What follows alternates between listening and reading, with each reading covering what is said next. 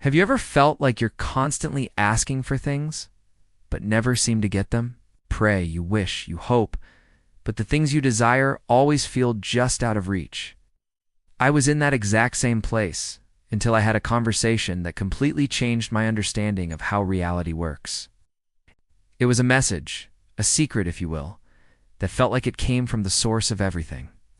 And knowing what I know today, it's not a secret, it was just my lack of understanding. What got me started was this quote, "Knowledge is power." "I got this," I said. I thought I'll learn everything I could on the subject of manifesting. Then I heard this quote this way, "Knowledge is potential power."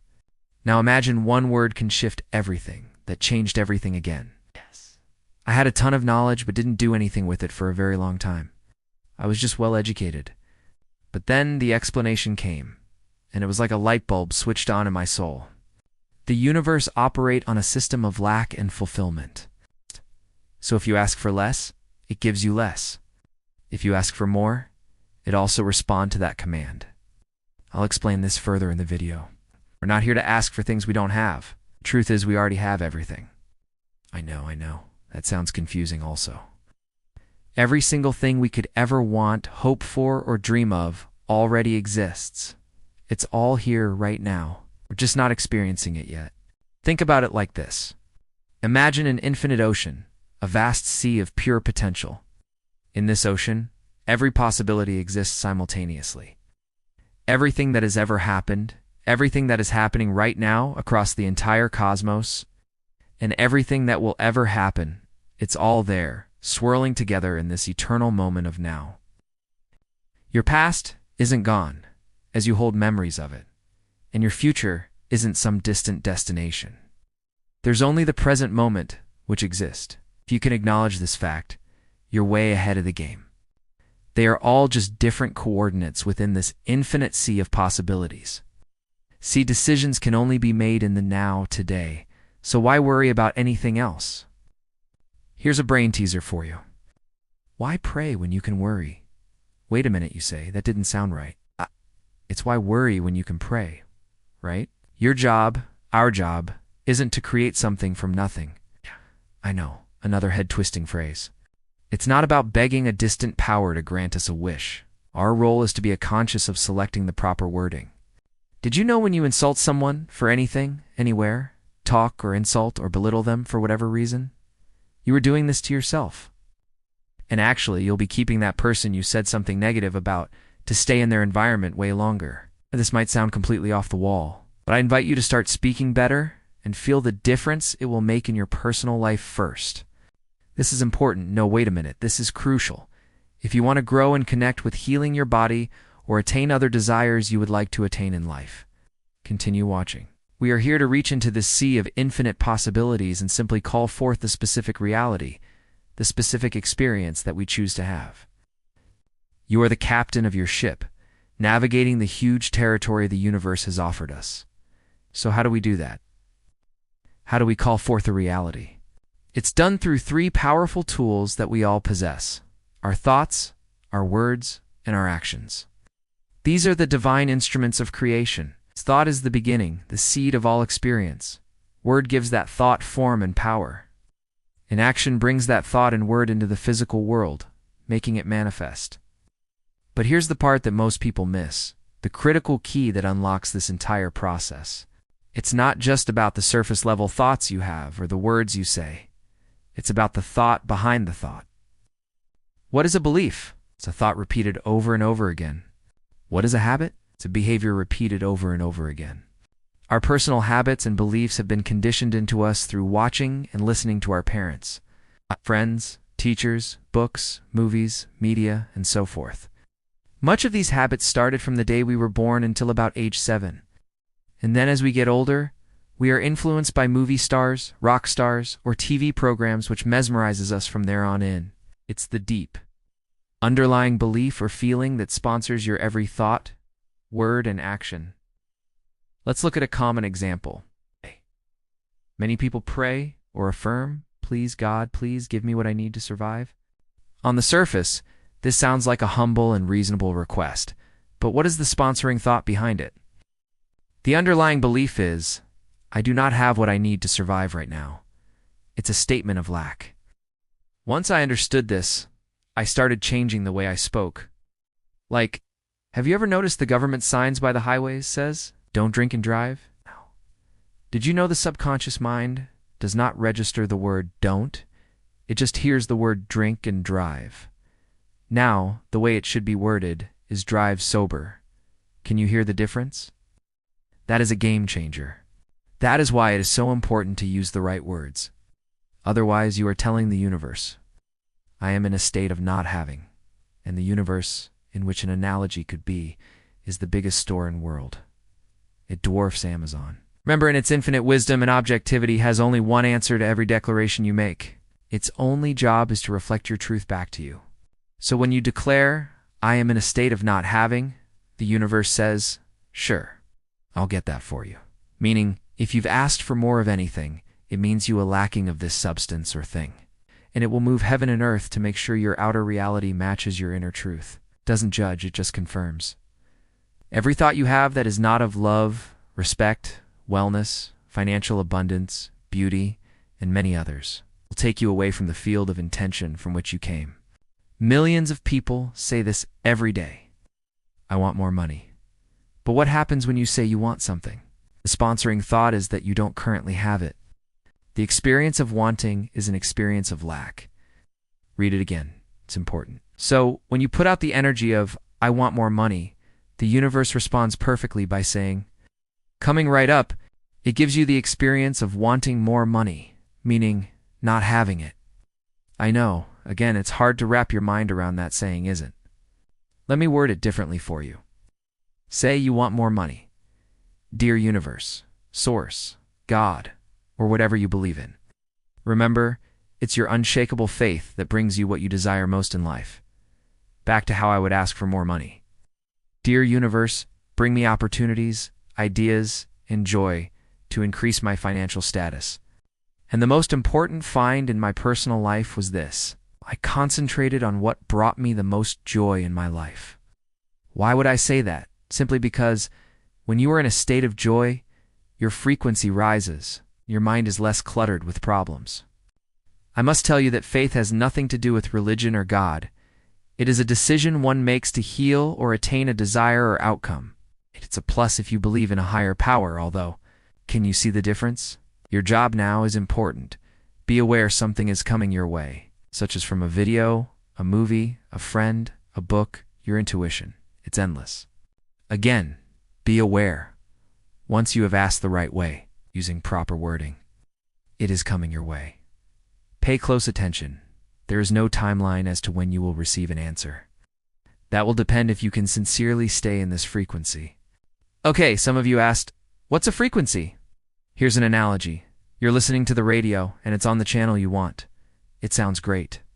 Then your 4-year-old boy plays with the tuning button, and it goes off the original frequency, and the sound crackles, and it gets distorted. Okay, let's add to this. When you use words that doesn't resonate with abundance, health, wealth, attracting a soulmate, the list is endless, really. You get out of frequency with what you've asked for or desire most, just like the radio signal the 4-year-old boy played with. Okay, let's move on. What's in your memory bank can be your most powerful influence. Remember, your darkest moment or negative memories from your past could be your growing moment also. Example, when you plant a garden, it absolutely needs sun to grow, but it also needs darkness to grow. This is a massive paradigm shift. We have been taught to ask for what we want, to beg for it, to plead for it. But this whole time, we've been reinforcing the very lack we're trying to escape. Remember the drive sober sign? Reword what you desire instead, because wanting something means lacking something. The word desire makes it more believable to the mind. The secret is to shift your entire creative process from a foundation of lack to a foundation of abundance. You must change the sponsoring thought. Instead of thinking, I need to get that, your thought process must become, I already have that. Simply need to choose it. You are not asking for something outside of yourself to be given to you. You are calling forth what already exists within the infinite field of now. You are selecting your experience. So how do you do this in a practical way? You start by changing your language, which in turn helps to change your underlying beliefs. Instead of saying, I want success, you begin to think, speak, and act from a place of I am success. The mind moves in the direction of your currently dominant thought. Earl Nightingale. Instead of I hope I find love, you embody the feeling of I am love. I am lovable and loving. You don't hope for health, you claim it. I am well on my way to being healthier. I am well on my way to being more vibrant. I am well on my way to be joyful. Another way that is a little more powerful is asking this way. I am well on my way to attaining my financial goal. The words well on my way tricks the mind that is more believable. It was a small shift I added in my desires, and it works well for me. Okay, pay attention here and see if this resonates with you. It's Deuteronomy 30:19. I have set before you life and death, blessings and curses, positive and negative. Therefore, God says, choose life. This isn't about lying to yourself or pretending. It's about understanding a deeper truth. All these realities, the reality where you are successful, the reality where you are deeply loved, the reality where you are perfectly healthy, they already exist. They are just as real as the reality you are currently experiencing. You are simply shifting your vibrational frequency to align with that desired reality, pulling it from the realm of the potential into your direct experience. Your thoughts of gratitude are incredibly powerful here. When you are grateful for something, you are sending a powerful signal to the universe that you already have it. Gratitude is the language of having, not wanting. So, be grateful in advance for the reality you are choosing. Thank you for my abundance, the rain, the wind, the hot water, the ground, the car I'm driving, the road I'm driving on, my knee that hurts. Yes, why? Because you can feel pain. In turn, you can do something about it. Thank you for my perfect health. Thank you for the incredible love in my life. Feel the feeling of having it now. Your feelings are actually your frequencies, the signal you are sending out to the universe. That feeling is you, tuning your receiver to the frequency of that specific reality. Your actions must also align with this new sponsoring thought. If you claim to be abundant, but you constantly worry about every penny and act from a place of scarcity, you are sending mixed signals. Understanding this was huge for me. I started giving $2 to a panhandler one time, and I eventually increased to $20 over a time period. What actually happened was, it made me feel good. Brought up the joy of giving within me. Upped my frequency for giving. It's just like you would give love to another. Your actions are sponsored by a thought of lack. Act as the person who already has what you desire, not in a reckless way, but in a confident, assured way. Make decisions from a place of abundance, not a place of fear. This is the biggest secret.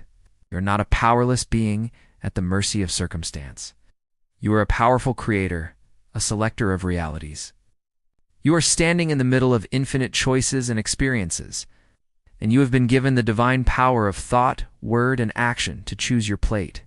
For too long, we've been standing in a world of lack, shouting, I want more.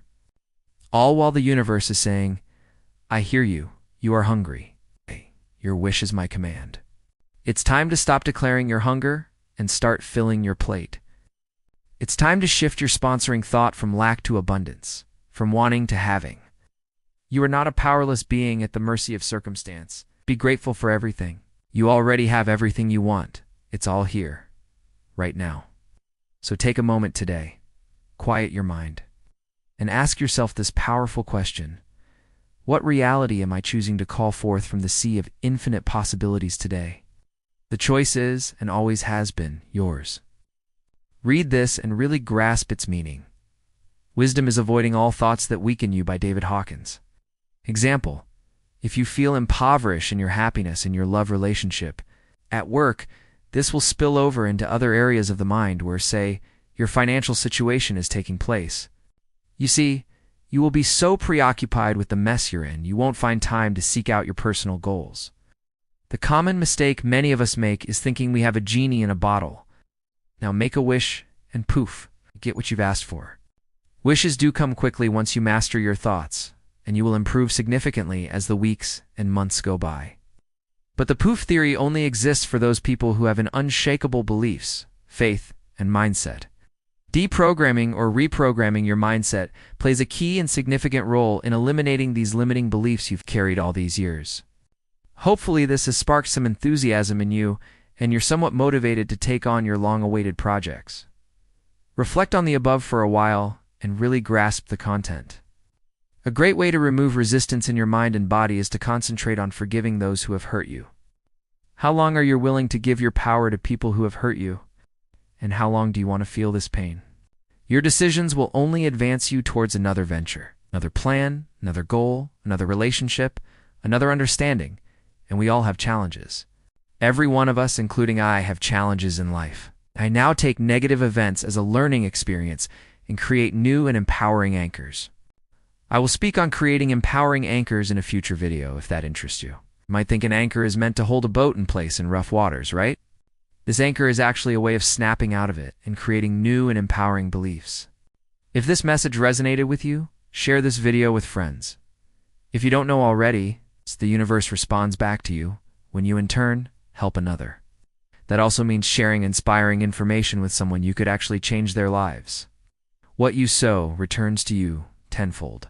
For more content that can help you unlock your true creative power, simply check out my channel. See you in the next one.